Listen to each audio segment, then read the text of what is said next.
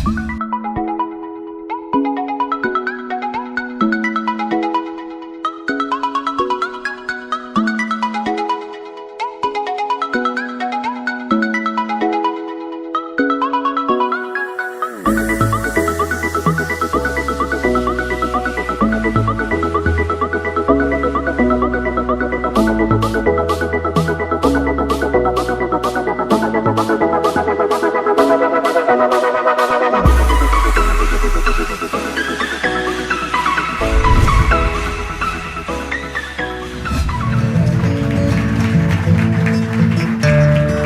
body aches, playing your guitar and sweating out the hate. The days and the nights all feel the same. Good evening, everyone. Good evening. Thank you for coming and gracing us with your presence tonight, and me breaking my virginity and start off right. Yeah, and special welcome to Zach, Zachariah George. I think it is an honor to kick off my journey on Startup Grind with someone like you, a man with a lot of vast experience in investment. Geez, I aspire to be like you in my next life. Zachariah George, can you just tell us briefly about who you are, where you're from? Gosh, it's very hard to. The where you're from question is the one that stumps me the most, because where you're from doesn't really define who you are. But so I'm here speaking about investments and venture capital and entrepreneurship. But what I really love doing is what you just heard. That's my album on iTunes, and I'm a singer on the side. But if after 8 o'clock this comes off. But unfortunately, singers and artists don't really make a lot of money these days. Right, so my name's Zach. I am from a lot of places, the south of India, Persia, Tanzania, Native American. I'm very confused.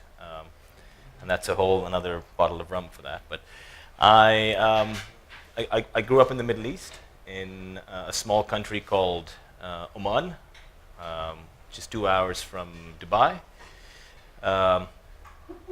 Without getting into too much details, it's interesting. When oil was discovered in the Middle East in the 1970s, during Jimmy Carter's time, the Middle East literally was a desert with nothing. And when oil was discovered, a whole bunch of industries sprung up: banking, healthcare, energy, lawyers, hospitals, and a whole bunch of expats from across the world, from the States, from China, from India, from Europe, came in, and my father was one of the first expats and economists that moved to Muscat. And one of his claims to fame was he helped develop the interest rate and monetary policy for the government of Oman back in the late 70s. So we as a family grew up in the Middle East.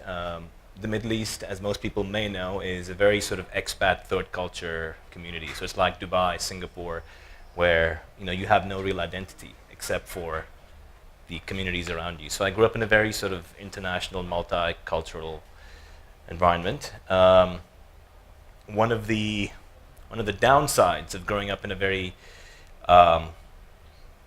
protected community is there isn't much to do. So there weren't any bars and hotels and No theme bars? parks, and no, it's a Muslim country. So as a result, you try to sort of do everything you can. Can you guys hear me? Hey, okay, cool. From within. So we had, growing up, a whole volume of those of you that are older than 35 and 40 would know of things like Encyclopedia Britannica and cassettes and CDs and pre iPads and everything.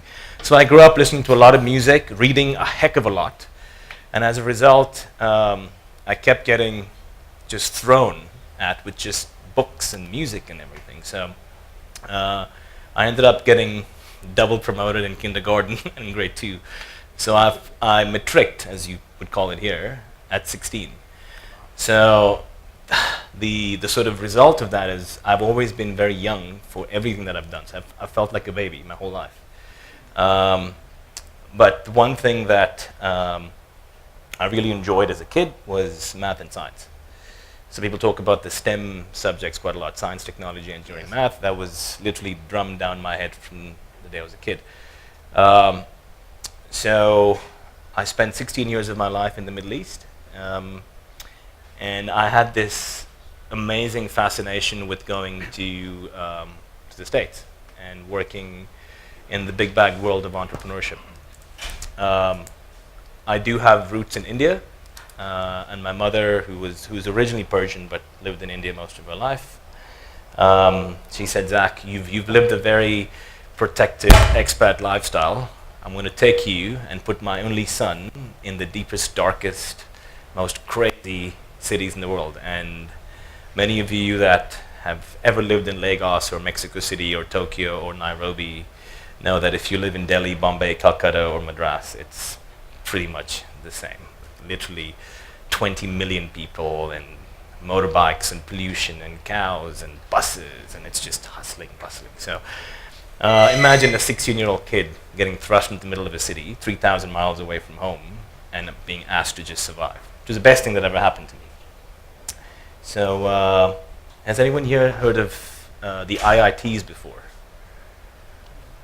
They call the Indian Institutes of Technology, and I mean, for short, it's like MIT or the steroids. So all the crazy data scientists and VPs of engineering at Silicon Valley firms that happen to be from India, that's where they go to school. So I did not fit in at all. But think of a very nerdy, geeky school where all the computer scientists and electrical engineers go to work. That was what the IIT was. So I spent 4 years doing that. Didn't like it at all. But the one thing I did learn during those 4 years in Madras was, if you can survive in a very technical school in the midst of a crazy, crazy city, you can do anything. So everything, and people here complain about water problems and electricity, and I mean, we had all of that times 10. So I think every now and again, when people love to complain about things all the time, right? But if you put yourself, either by choice or by necessity, through periods of hardship where you have to fend for yourself, wash your own clothes, find your own transportation, go to the post office. I'm sure people don't even know what post offices are today. But do everything yourself. It just makes you strong and independent. I think everyone should go through a period in their lives where they challenge themselves. So so that's my brief sort of background, and then I went to the States. But I'll wait until any further questions. So now, just with your upbringing, Yeah. especially being, like you say, in a place where you didn't have much, like your bars and stuff, how has that shaped you to being the MD of the Boot Up Startup Camp? But just your general upbringing and traveling, how has it led you to being the successful corporate person? I wouldn't say I'm successful. I think I think what's very important here, and I have a side of me that's very artistic and philosophical, so please excuse my digressions, but I think that for a reason. I think success is overrated. I think what's important is people have to know the difference between success and significance. So you can be significant and make an impact, be it in whatever you do. Be you an artist, a musician, an entrepreneur, a banker, you can be significant. Success often is construed with things like, just doing things, stepping over other people at the risk of not being or leaving a legend or doing something meaningful and impactful. So I would not say I'm by any means, success does not matter to me. I have no aspirations to own, 4 houses in Camps Bay or whatever the equivalent here is in Pretoria, or have a Ferrari, no. But if I can be significant and pass that on to people, I would have done my job. I can go to my grave without any regrets. There is a long sort of story in between, but the gist of it is, I'd say, if you're talking about my formative years, the one thing I would say is I had the privilege of not having cell phones and iPads and all these crazy distractions when I was a kid. So a lot of what I read a lot. I'd read almost all of Hemingway's novels before I was 13. And I just love reading. And I think, sadly, people assume that reading means reading blogs and reading about business and finance, and that's great. But read the classics. Read Hemingway, read Orwell, read Catch-22, read novels that tell hidden stories of passion, grit, determination, love, humility. Because ultimately, everything that you do and every inspirational person that you will meet has a story to tell. And if you circle it back to entrepreneurs tell great stories. The reason why Pinterest and Facebook and Twitter and Uber and Dropbox and all these amazing companies exist today is because the front men and women of these companies can inspire people by storytelling. You don't sell products, you sell a vision, you sell a story. And how can you tell stories if you don't know what stories are supposed to make you do? So one of the things I did a lot was I read a ton when I was a kid. I made, because of the situation that I grew up in, where we didn't have a lot of external things to do, because it was a very protected sort of thing, I read a lot, listened to a lot of music, I tasted a lot of food, I just knew things. I was raised Catholic, but I had a copy of the Gita, the Torah, the Quran, the works of Confucius. And it just broadens your horizon. So when you walk into, 30 years later, when you walk into business meetings or conferences or summits, you meet someone from, let's say, from Japan, and you already know what makes him or her tick, what his belief system is. You meet someone, little things like, for example, if you were to meet someone from China and someone from Japan, and in China, if for dinner, they serve you cold food, it's the biggest insult you can ever think of. In Japan, if you have a warm dinner, it's the biggest insult you can think of, right? Now, how would you know this if you never bothered to learn about cultures when you were young? And arguably, when you get to 30, 35, 40, and you've got work to do, you don't have time to read books and study. So to those here that have children, my biggest advice to you is give them I've got 3 kids, but give them their 1 hour on their iPads or their tablets, but let them read. Let them listen to music, classical music. None of the kids even know who Bach or Chopin or Mozart is. It's a crying shame. They listen to Kanye West and whoever, it's just, and listen, and I respect rap music, I respect hip hop, I respect all of that, but the classics. So it's just important to have that blend of education, music, art, culture, philosophy, that makes you a well-rounded person. And when you grow up, I cannot put a monetary value to how important that is in the workplace and business. So that's, again, I've digressed, but I think it's important. Very few people talk about these things, and it is bloody important. Sorry, I digress a lot. Yeah, just with you reading, what 3 books would you recommend to any entrepreneur in this room? How much wine do we have? I can go on. Entrepreneurs. There are lots of books, but I would say start with,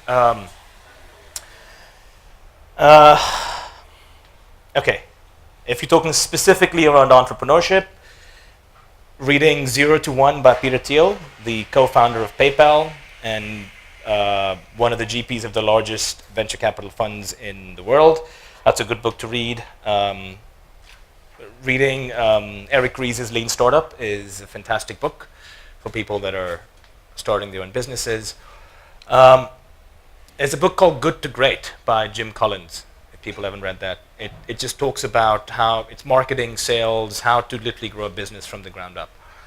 And listen, I'm 36, but I'm very old school. So there are a lot of books by entrepreneurs that talk about how to get rich quick. I prefer the old school stuff. Who Stole My Cheese, Good to Great. Just classic books that will never, The 7 Habits of Highly Successful People. If you walk into an exclusive books, you may not even find Stephen Covey's book. But those are classics that literally built the great companies, the GEs, the Caterpillars, the Walmarts, the Amazons of today. So I'm not an advocate of going completely old school, but don't forget that the people that have made it big today are the baby boomers. And we are literally running off of their coattails. So they did something right. The millennial generation is amazing, but they wouldn't be where they are if not for the boomers. So they did something right. Yeah, so those are 3 books that I would recommend, but there are plenty more. Yeah. So now moving from the big America, Wall Street, how did you land up in Cape Town? Well, you haven't asked me how I got to Wall Street, because that's an interesting No, story. but let one read it out. Yeah, so after I finished engineering at IIT, I was 22 and I applied to business school, which is a very gutsy, ballsy thing to do at 22. You don't apply to business school at 22, you apply to business school at 32 or 30. But I happened to be very good at math and physics and science and engineering, and I said, listen, I'm going to apply just because I know I won't get in, but I just want to see what the admissions office is going to think about my polls. Surprisingly, I got into Stanford at the age of 22. And it was a master's program in finance. It was at the business school and the School of Engineering. So I was pretty much doing an engineer's MBA. So it was focused on things like asset pricing, Black-Scholes equation for options, decision analysis, investment science. So all the has anyone here watched Wall Street or The Wolf of Wall Street or any of those movies? So all these traders and bankers that do these trades, there are guys in the middle and the back that actually write the algorithms for these trades. And that requires a lot of physics and thermodynamics and differential equations and a lot of dy by dx's. If people remember their, Charles actually will appreciate this. So I did a quantitative MBA at Stanford. And the beauty of it was I was the youngest kid in the class. The people were in their late 20s, early 30s, and Stanford is an amazing school. It is by far the best business school to go to if you ever want to work as an entrepreneur. Did I say work as an entrepreneur? If you ever want to be an entrepreneur. Sorry. So I went there, I spent 2 years there, and the beauty of it was I met people that would later on become founders, management teams at top startups like Amazon, Google, Yahoo, Facebook, YouTube, etc. A story that I tell often is a friend of mine, Chinese-American guy, was in my class, and this was 2003, and Wall Street and the consulting firms were just sort of going up and up and up and up and up, and everyone wanted to go and be a banker or become a lawyer or work for McKinsey or a BCG or Bain or something. And there were these young weird kids at Stanford, the techies wearing t-shirts and torn jeans and haven't showered in flipping weeks, that would go and say, listen, I'm going to graduate from Stanford or Berkeley and I'm going to work for a startup. And they were the laughing stock of the entire class. Like, why would you go work for a startup for $1,000 a month if you could earn $5,000 a month and work for a bank? So I was part of that gravy train that said, well, screw you guys, you're idiots. and this friend of mine, sorry, this Chinese-American guy, he said, I'm going to work for a company that just makes videos. Because it's cool and I like videos and I like to code. He was a 5th employee of YouTube. Needless to say, he does not return my phone calls anymore. But the good thing about, so what I learned from Stanford is you learn to see beyond short-term goals. You learn to take educated, calculated risks.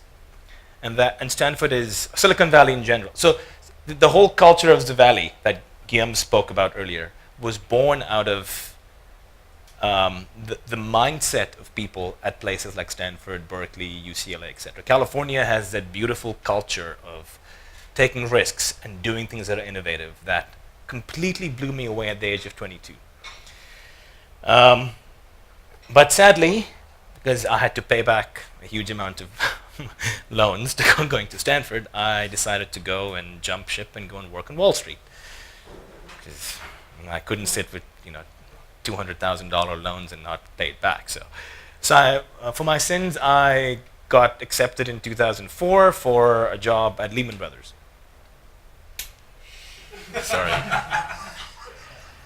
Sorry, I apologize. Like I said, how much wine do we have? So Lehman, for those of you that may not be fully aware, was a rogue bank. What that means is, if you had Morgan or JP or UBS or Goldman Sachs, you went through a career. You spent 3 years as an analyst, as an associate, vice president, director, MD. It was it's an old school, very hierarchical club. Lehman was run by a chap called Dick Fuld, who was an asshole, but a brilliant asshole, right? I hope he's not listening to me. But his one thing was performance. If you make money as a trader, as a banker, I'll promote you. I don't care, right? So at Lehman, there were bankers and traders who were managing directors, which is the highest thing, at 29, at 30, making in millions of dollars a year because they were bloody good at what they did. And there was this culture saying it doesn't matter how long you work 16 hours a day, 17 hours a day, flipping Saturdays and Sundays, but if you perform, you'll get paid, you'll get promoted. And that is the one thing, there are a lot of things that I admire about the States, things that I don't admire about the States, which is why I live here now. But the one thing I will say is the whole land of opportunity and the land of entrepreneurship and ambition is 100% true. It's all about productivity, efficiency, and making money. Right? So that part, as a young 23-year-old, was, just incredible. Now, at some point, there's a head and heart connection saying, what the hell am I doing here? Why am I doing this? And if any of you here think that, geez, I can never be brainwashed, or it's never going to happen to me, well, it can. Enough of brainwashing by anyone at any time will make you believe your own bullshit. And we were told as young analysts and associates that if you made this deal happen, if you made this trade happen, it would make you money, and somehow you would start believing that it would help society as well. I can safely say now that it didn't, clearly, because 5 years later we went bankrupt. But all I'm saying is once you're in the groove and you're working weekends and nights and you believe that what you're doing is amazing, it's very easy to get swept in. I'm not against capitalism. I love capitalism. The point where capitalism crosses the line is when it becomes greedy and you start to do things at the expense of other people.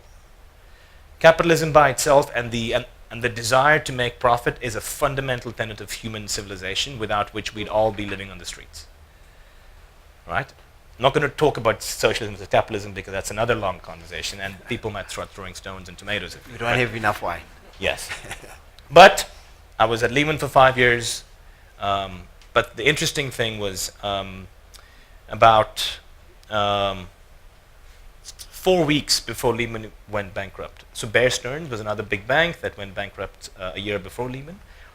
Everyone believes in Wall Street that they are completely infallible. It can never happen to them. It's going to happen to the other guy, but never to me. Right?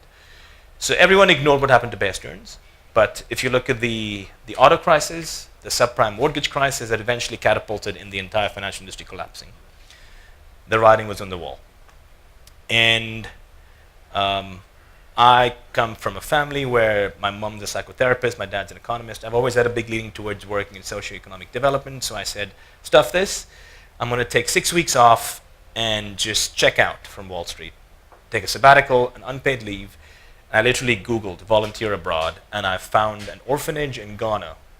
I'm not making this shit up. It happened. And I went to Ghana in June of 2008 to a tiny village in the middle of nowhere and spent 6 weeks with no BlackBerry. Yes, BlackBerries did exist back then.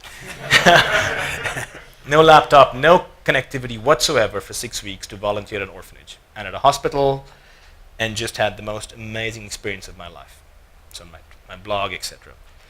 And it just made me realize then that there are real problems in real parts of the world, not in the New Yorks, the Parises, the Milans, the Frankfurts, the San Franciscos, in the Nairobis, the Accras, the Joburgs, the Mumbais of the world, where there is no solution to real problems, electricity, water, food security, healthcare, that are currently only being solved through NGOs and through philanthropy and through foundations.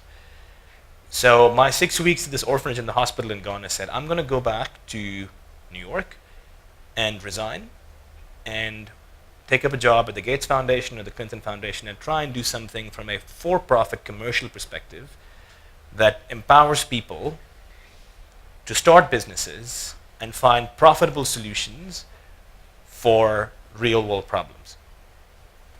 Of course, I go back at the end of July, and flipping the world has collapsed.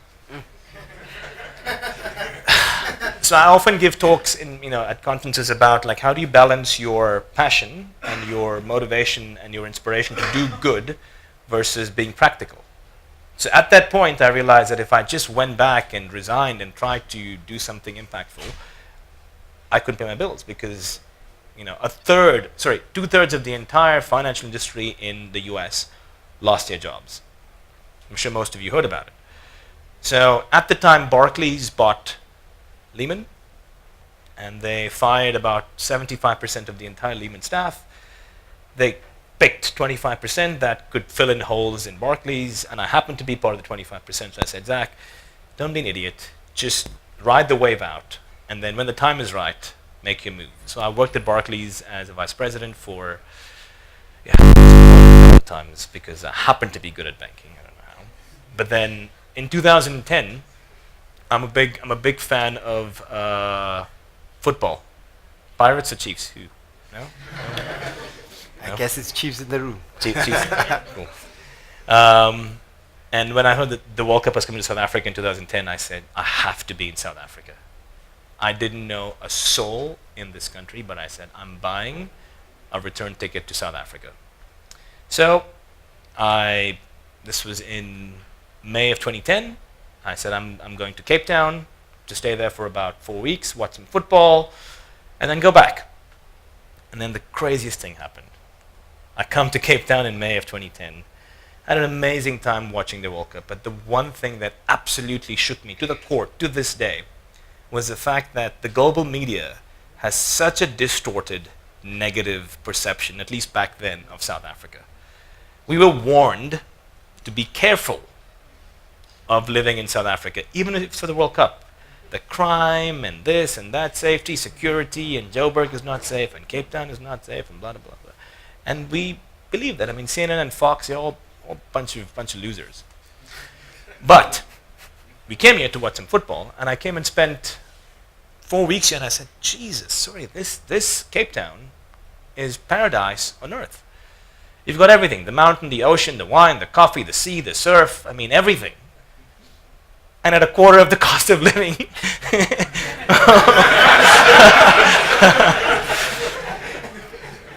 So the only thing that remained was, can you, sorry, it's true, is can you actually make a living here? Can you work in banking, finance, insurance, blah, blah, blah, blah, blah. And the one thing that I realized is, because I'd spent 2 years in Silicon Valley and the next 7 in New York, I said, you can't just create entrepreneurship in a city. There needs to be critical elements of an ecosystem that make a city or a country ripe for entrepreneurship. And I saw several elements of those. I'm speaking about Cape Town, but just broadly extended to South Africa, because I happen to live there, but whatever I'm saying, just add it on. I mean, I love Pretoria and Joburg, but I'm just speaking because I happen to live in Cape Town. So in my 4 weeks here, I had an amazing time, but on the side, I was talking to people in the venture capital industry, in banking, in insurance, in the government to see, is there a way in which we can create a similar ecosystem in Cape Town? This is 2010, where, I mean, back then there were 2, if you're lucky, venture capital funds of note in Cape Town. I don't think there was anything worth mentioning in Joburg. It was all private equity, and I said to myself, okay, what are these elements that make Silicon Valley the way it is today? And in my experience, it's 5 things. I think I'm jumping the gun. You're going to ask me these questions. So you could ask it me and I'll read it. I think let's park it for now. Zach, what are the 5 things that... but I want to get to it because I think it's critical. But no, please. We can proceed to it. Can I? Right. So if you look at why Silicon Valley does so well and why Silicon Valley is a hotbed for entrepreneurship, you start with education, right? So the universities, the research centers, the academic institutions, the Stanfords, the Berkeleys, the UCLAs, etc. There is a culture where research and development, normally that leads to academic theses and journals and PhDs. That's one option. The other option is, I'm going to be a consulting guest lecturer and I'm going to give talks about this and write papers. Or I'm going to go and work for a corporate R&D division at Apple, Google, Microsoft, etc. But in the 90s and early 2000s, an increasing part of the PhD research talent in Silicon Valley said, we're going to start companies. Right? Now, so you need a very strong, technically minded academic culture that does not want to go and teach or work, but rather launch and create. And that happened in the Valley in the 90s a lot. So I look at Cape Town and I said, and Joburg and Pretoria, and I said, geez, you've got Stellies, Wits, UJ, UCT, very technically strong schools, CSIR, etc., right? People in math, sciences, physics, engineering. But what are they doing when they graduate? They go work for companies or they go teach. So there was very little movement of people into starting businesses. But the key thing was the culture of strong technical universities exists in South Africa and the Valley. So that's one. Number two, risk capital. Not capital, but risk capital. So all these students from the Valley that are now starting companies need a certain amount of basic R&D funding, a certain amount of risk capital from angels or VCs. But let's stick with angels for now in order to get those ideas funded. Right. South Africa, contrary to popular belief, has no shortage of that whatsoever. If you look at the amount of wealth per capita, take a guess as to what geography of the world has the highest amount of wealth per capita.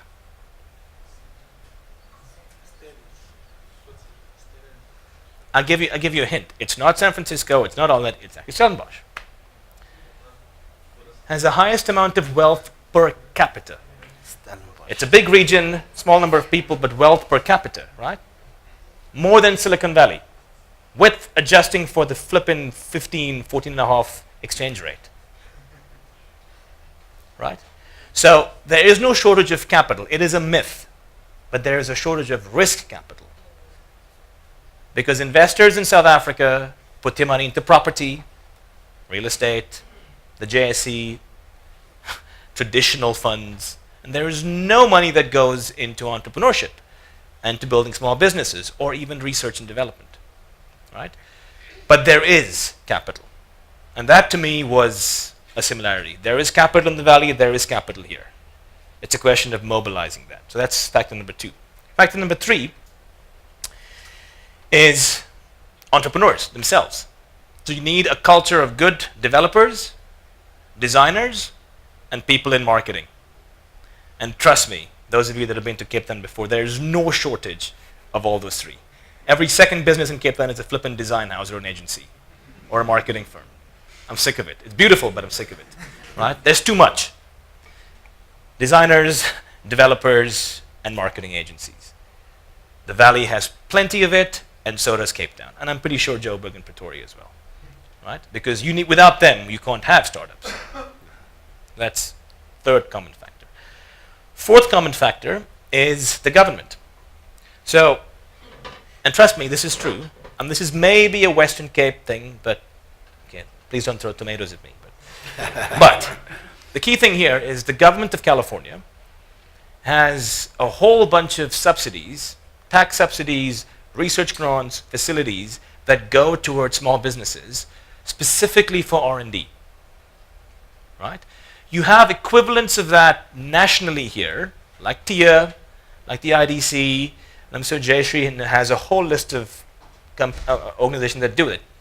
But how committed are they? How effective are they? What is the amount of red tape involved? In the Valley, it is a lot easier. In fact, Elon Musk, one of our own, pays precisely 1% in tax. 1%. Why? Because he's very smart and he uses these loopholes where funding that comes through R&D grants has significant tax write-offs. Right? So the Western Cape provincial government, I just happen to live there, has a lot of initiatives that support entrepreneurs.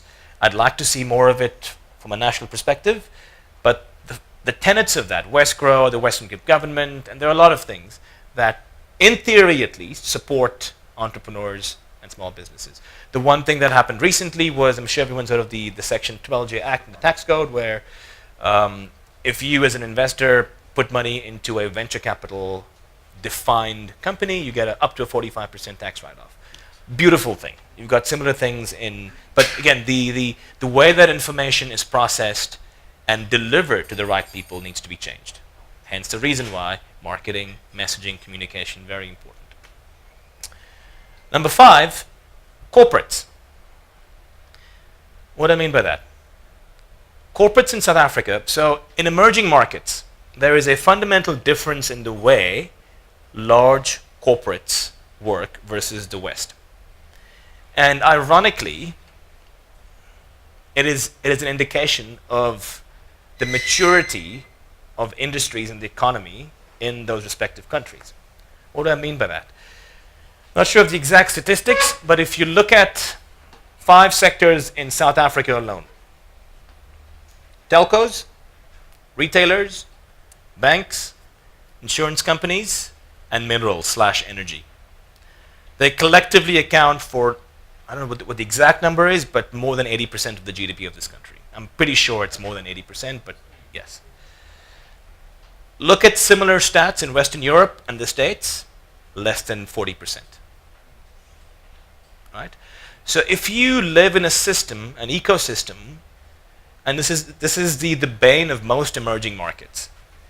When you have a monopoly where large corporates in these 5 sectors control the flow of money, by extension, what they also control is what? Data and customers, right? So if you're in the valley and you have a startup saying, hey, I have a really cool idea and I want to do online payments, or I want to sell books online, and I need to get to be profitable, I need to have 1 million customers in 6 months. Cool. You can spend a few $1 million in marketing and sales and get your 1 million customers. You can't over here, no matter how much money you have. Because who controls data? The banks, the insurance companies, the telcos, the retailers, and the energy companies. It's a fact. I'm making it up.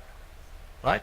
So for years, startups have tried in South Africa, in East Africa, and West Africa to try and scale by spending money. Nothing's actually happened. And they keep trying. They raise more money.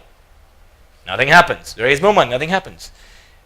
And people just haven't learned that you can't copy. And I'm sick of people saying, well, just copy Silicon Valley. No, you can't copy Silicon Valley. You can't copy Israel, because the way those economies work is fundamentally different to the way economies in South Africa, in India, in Brazil, in Nigeria work. So if people could just sit back and say, how do you reach customers in emerging markets? It's by finding the right channel and the right distribution to get to them. So corporates in South Africa and in Africa broadly speaking, for the longest time, have completely ignored startups.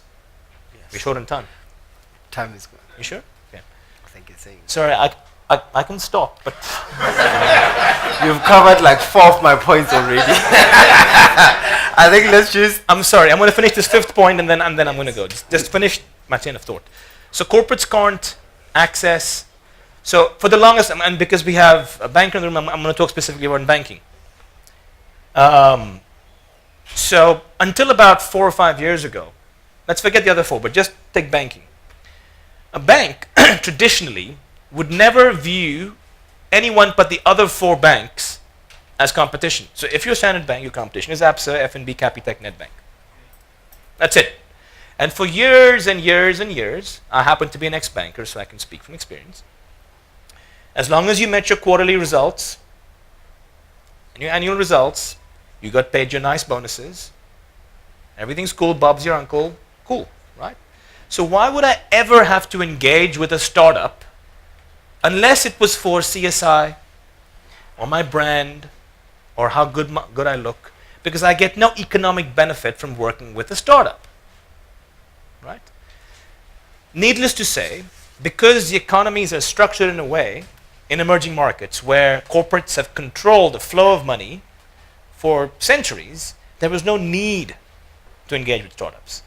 In the West, because money works, so in the States, SMEs account for about 70% of all the money flow.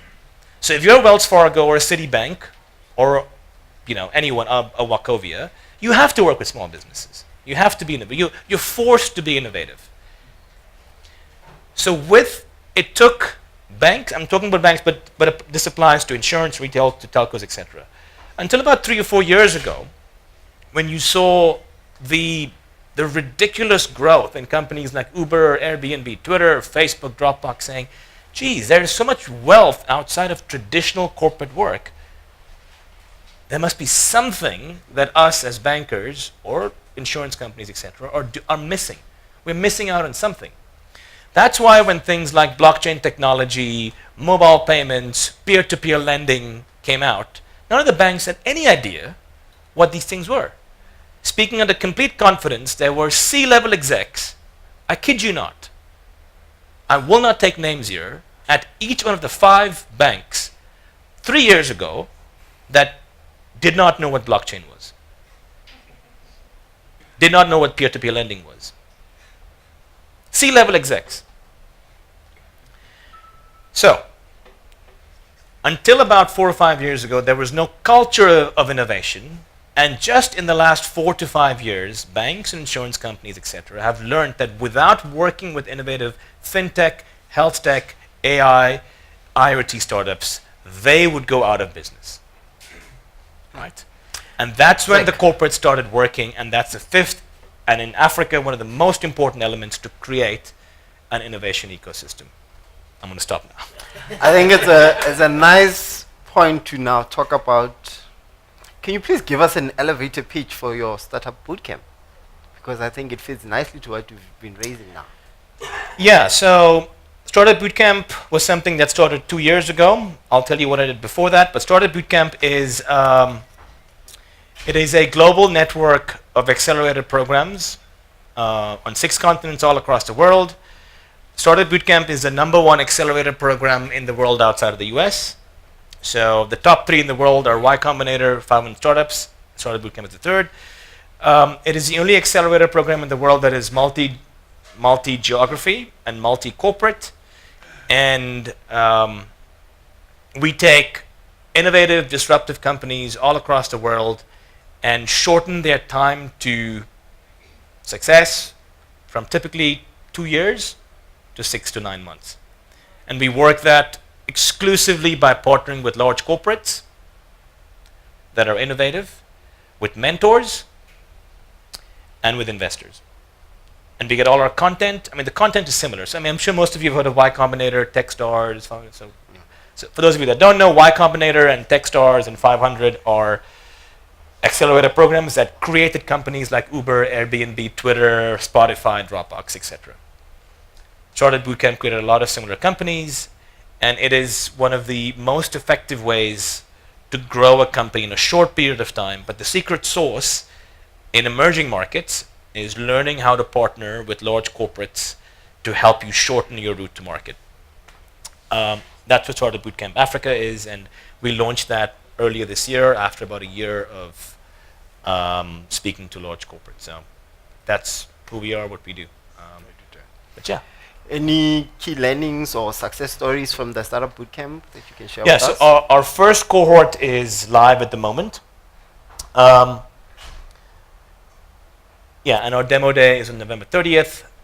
But I think prior to that, what I want to just, if I may, talk about is why you need to have accelerator programs, incubator programs, and why they're so important in the startup community, if I could. Yes, please. Sure.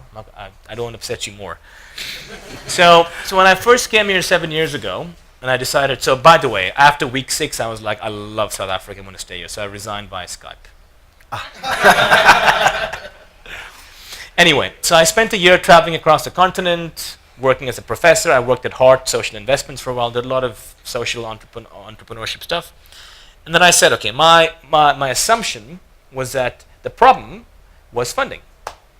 So luckily, I had a good network on Wall Street in Europe, and I called a bunch of people and I said, guys, we need to get some funding, some real funding into African impact startups. So healthcare, tech, fintech, biotech, etc.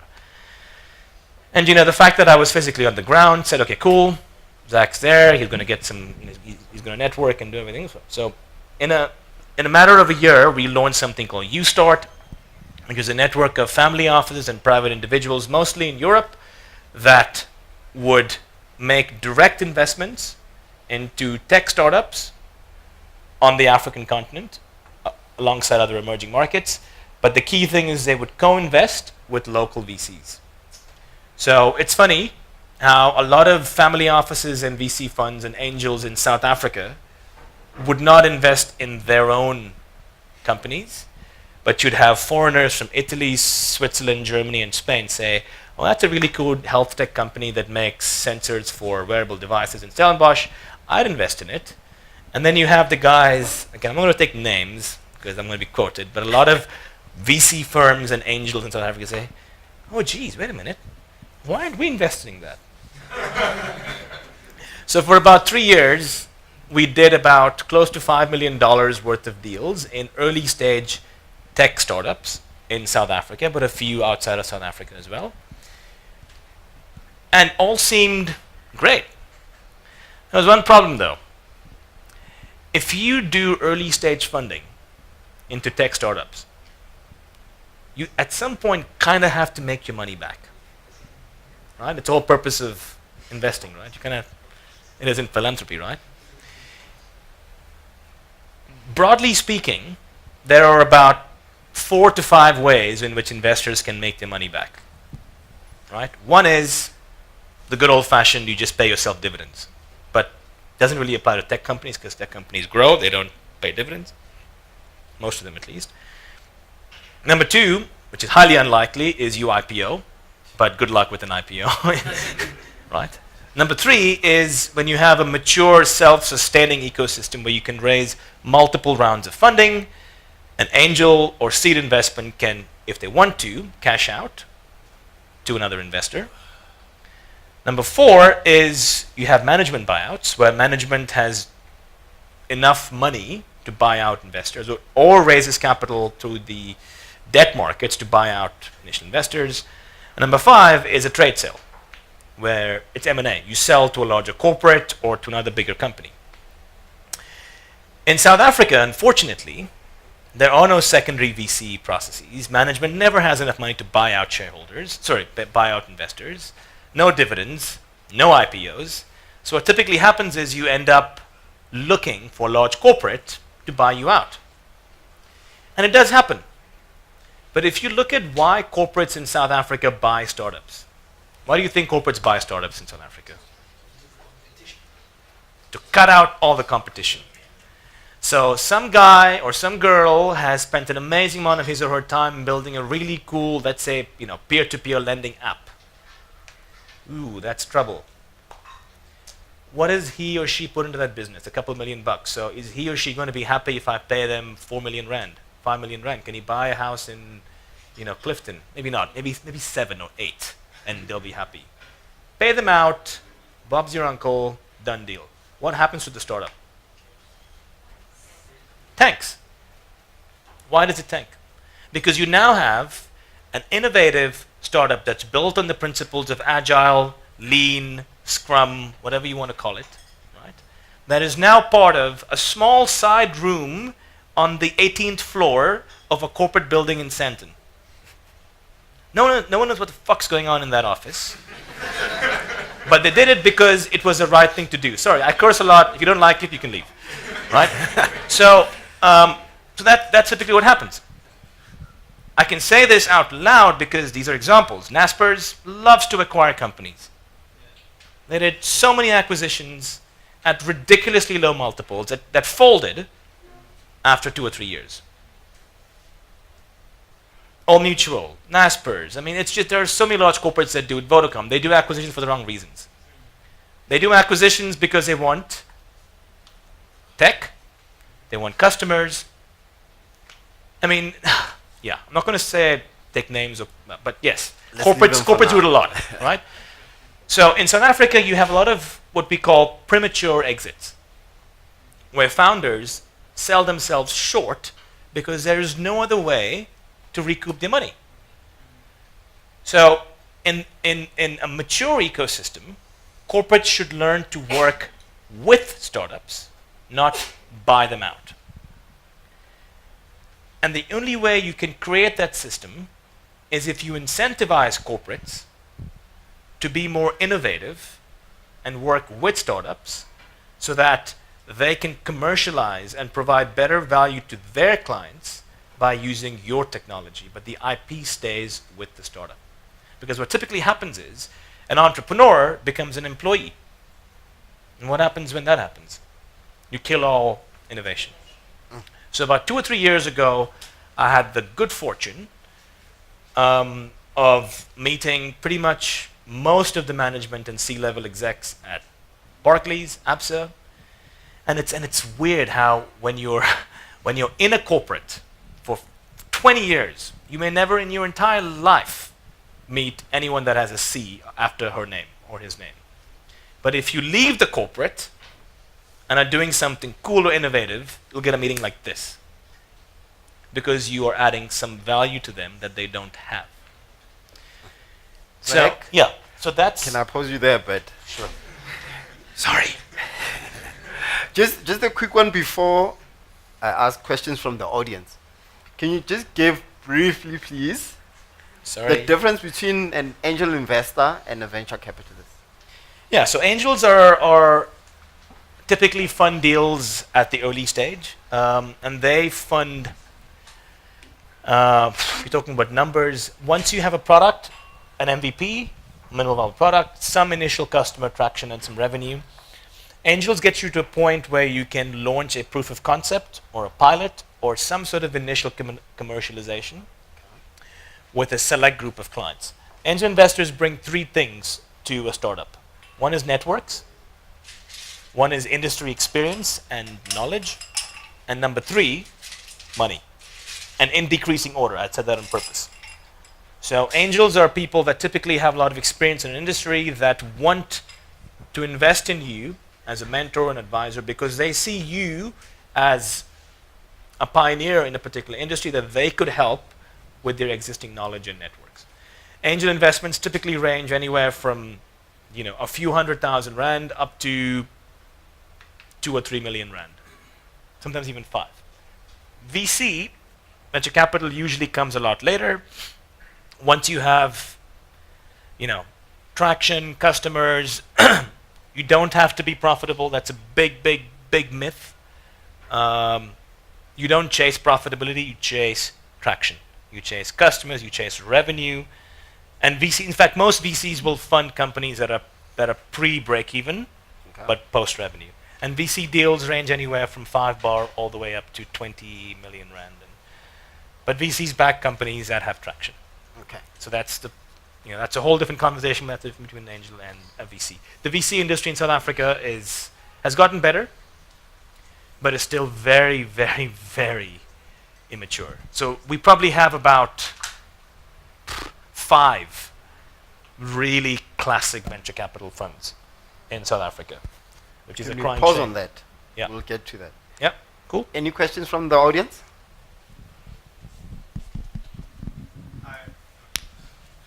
So, thanks, first of all, very entertaining. I would like to know, so you told us your story and how you got to where you are now. What was the toughest time throughout that journey and what got you through it? Great question. The toughest time was talking to corporates. I spent 1 year talking to every bank, every insurance company, every retailer and every telco in this country to convince them that they shouldn't sweat the small stuff and think big picture. And the reason it was hard was because you can't create a movement, and dare I say a revolution because I'll sound like Che Guevara, but a revolution in the tech entrepreneurship space unless you change someone's mindset. The reality is, if you go to executive committees at large corporates across the board, if someone's only concern is your quarterly targets and their year-end bonus, you can say whatever the fuck you want to say. They will not listen to you. So you have to find those people in corporates that actually dare to be different, and they think, what's going to happen 5 years from now? You know, is the future of banking? I mean, Bill Gates famously said the world doesn't need banks. The world needs banking. It doesn't need banks. As an example.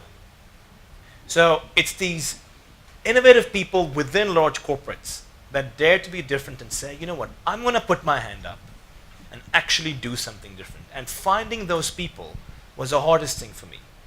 I often had to go overseas to find the right people to make the right phone calls to reach someone that could do something in my own country, South Africa now. It's crazy. I only got to Barclays because I made a phone call to my ex-boss in New York saying, dude, do me a huge favor, I'll buy you dinner when I'm in New York next, but call someone on Maria's team and tell them that Barclays can't keep doing this shit if they completely ignore P2P, remittances, and all this stuff. You can't. And that got me a meeting, and it convinced them to start what is now Rise. You guys know what Rise is? So that was the hardest thing for me. And then taking it one step further and saying, a corporate by itself can have internal innovation, they can have internal venture capital divisions and programs, but at the gist of it, and you can quote me on this, I'm very controversial, you can't have CAs and accountants and bean counters, which is what accountants are, right? Run venture capital divisions of banks or insurance companies. You can't. Because what is venture capital? It's risk. It's reward. It's innovation. How the hell can you do that if you're a conservative son of a bitch? How? It works for private equity. No, I mean, you laugh because I'm controversial, but it's true, right? Right? Because private equity is all about cash flow, stability, investing in tolls and mining and property and chemicals and plastics. But venture capital is not about risk. Sorry, it's not about stability. So the fundamental disconnect is the people that run innovation departments, I mean, until recently, come from those backgrounds. And as much as I love CAs, they don't understand risk. They do, but they just don't take any risks, right?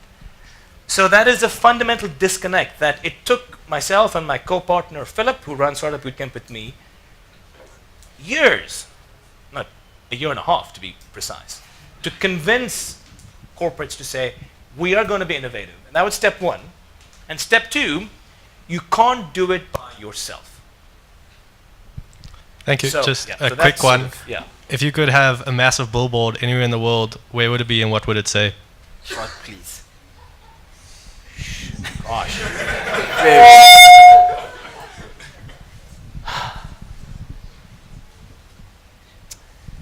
Okay. A massive billboard. Okay, so this goes into my like philosophical borderline hippie side. But has anyone read a book called The Four Agreements? Before? The Four Agreements. Okay, please read it. It's not a business book, but it's a life-changing book, right? And if you're Christian, Hindu, Muslim, atheist, Buddhist, Taoist, Shintoist, traditional, whatever you believe in, the theory of this is amazing. And this billboard is a recipe or a solution to anything in your personal or business life, especially for entrepreneurs. It's rooted in... They must read it. Yeah, you have to. If you don't, no, nothing. Okay. So it's written by it's written by a guy called Don Miguel Ruiz, who is a Native American with Mexican roots. He's what you would call here a shaman, and it's been used by business executives all over the world. And there are four, well, actually technically 5 agreements. The first one: be impeccable with your word. Say what you mean what you say. Right? Be impeccable with your word. Number one. And remember, this applies to business and life. And these are philosophies that I follow every day. I try to. Number 2, do not make assumptions. We make assumptions every single day, every single hour, every single minute about things, people, situations, and we act upon it based on something that we think they thought without bloody asking. do not make assumptions. Just ask. And this can apply to business and life. Number three, do not take anything personally. Within a large corporate, the amount of politics and he said, she said, I feel this way because of that, he's insulted my ignorance and this and that. A lot of things get said just because it is what it is. The moment you stop to take things personally, a lot can change in your life. Number 4. Jeez, I've had too much to drink. What is number 4? Question. Yes, be skeptical, but learn to listen. A lot of us, because we live in a world where we're used to negativity, to dishonest people, to cheating, to lying, to all that. So be skeptical, because we live in this world, but learn to listen. And if I had a billboard, that's what I would write. Where would it be?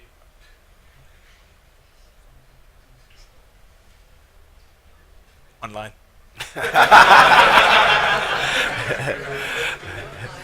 Have you heard of the $1 Million website? Yeah. Something like that. Okay. Any other question? Thank you.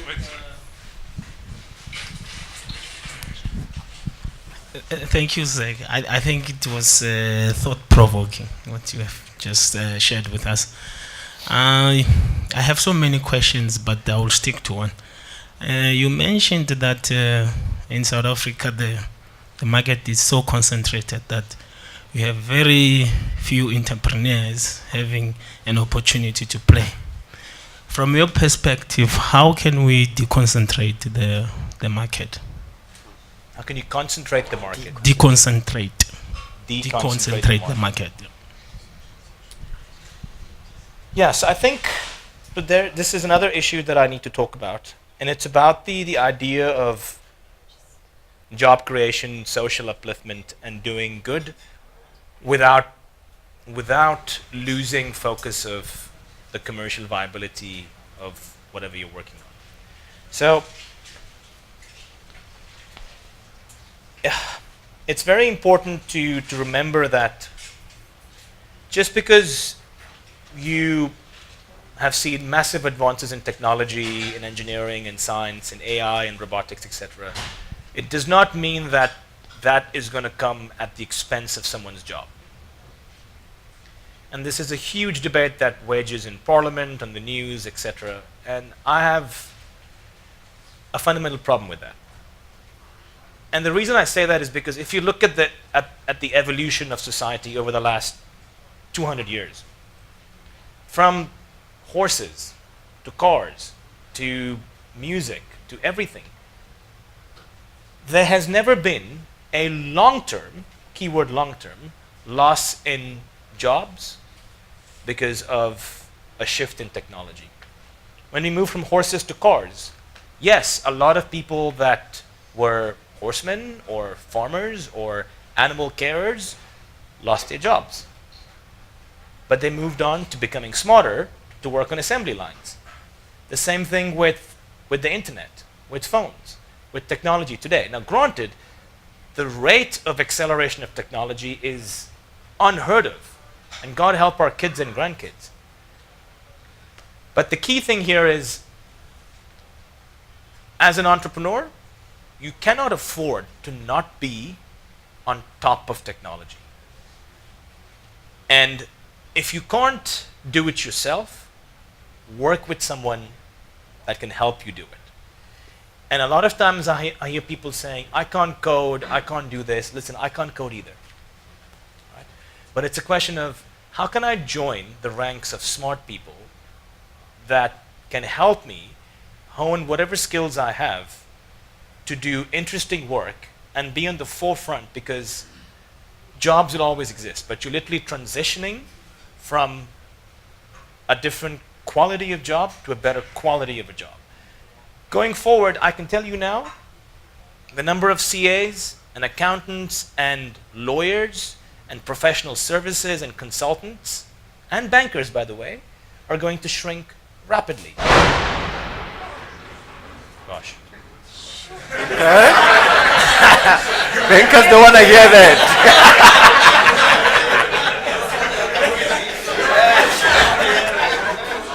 I can drop my mark.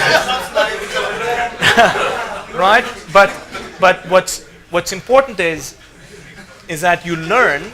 So for example, in Startup Bootcamp, one of our companies is a company called Gotbot that runs an artificial intelligence platform to teach large corporates to completely rehaul their call centers.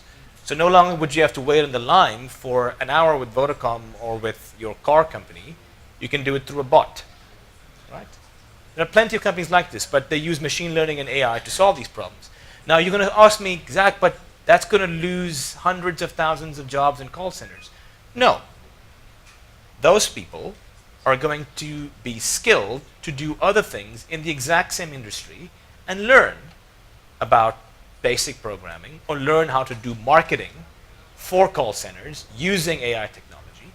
So it's literally borrowing from Peter to pay Paul.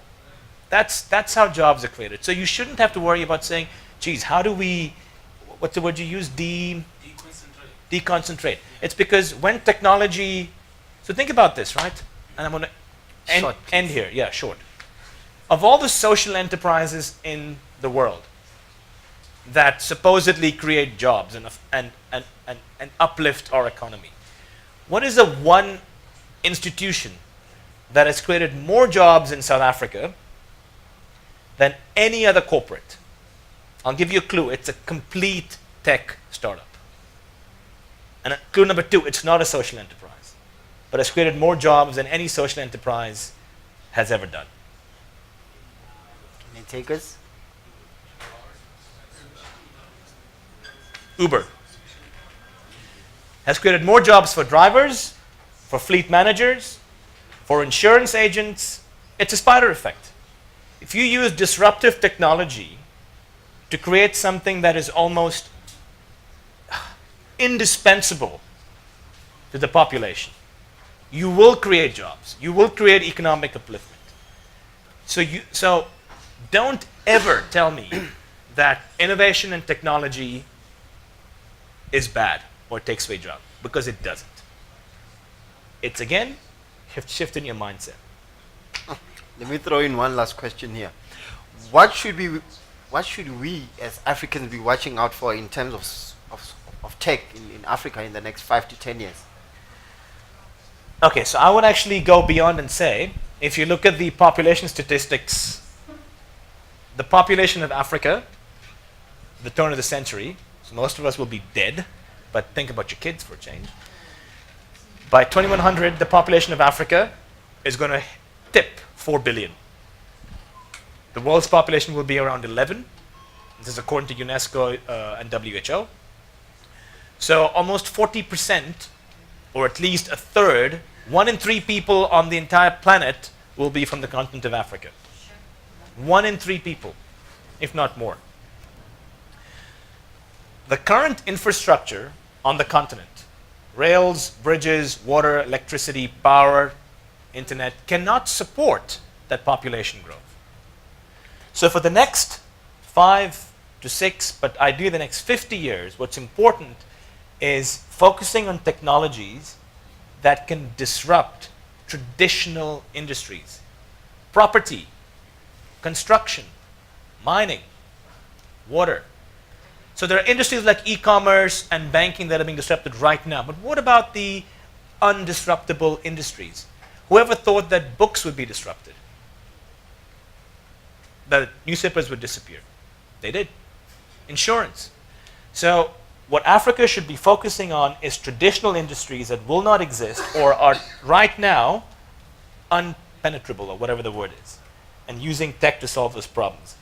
And most of the companies that I've invested in through my company, Cactus Advisors, is I invest in companies that have tech solutions to traditional brick and mortar industries, property, invoice factoring, healthcare, medical devices. So that's that's sort of what I would look out for. And Startup Bootcamp with an accelerator helps accelerate that for innovative entrepreneurs. I think we ran out of time. Could I'm you around for the next however long. Please, can you just direct all your great questions and get the best advice And from the there's, business and advisor? I'm on social media. Yes. I don't know if you have all these links but startupbootcamp.org, Zach_CPT on Twitter, and SBC Cape Town, one word on Twitter. And big shout out again. Organizations like Standard Bank are one of the few banks that are doing amazing work in the innovation space, and they understand that unless they step up and work with innovative tech startups, with companies like PayFast that are disrupting financial services, you will be left behind. So I'm so happy that we have Standard Bank and PayFast are you guys sponsors, and they know that if you don't step up now, you're going to be left behind. So I think it's very important, irrespective of where you guys come from, be it corporate, be it government, you have to be involved in innovation, because that is the only thing that will make the entire ecosystem grow up. So, what a nice thank way you. to end this. Thank you very much, Zach. You're welcome. Very insightful. You threw me out. From us, a little token of appreciation. Thank you very Thank you very much.